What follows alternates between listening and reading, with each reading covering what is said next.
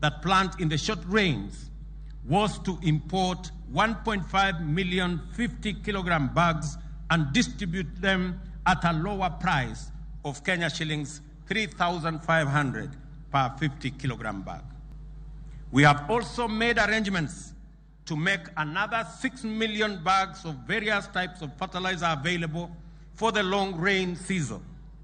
We have also asked county governments to work with us on the last mile delivery to centers close to farmers so that fertilizer can be easily accessible.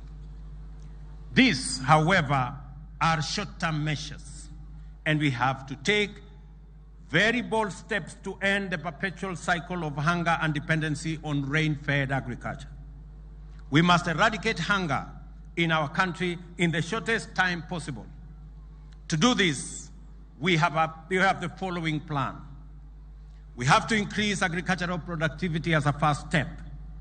We will support all farmers to access quality inputs such as seeds, fertilizer, and pesticides, among others, and also ensure that our farmers have access to extension services in order to improve farming skills.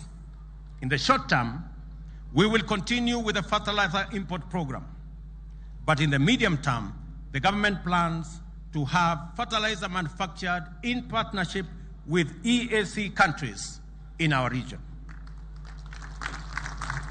On seeds, our government will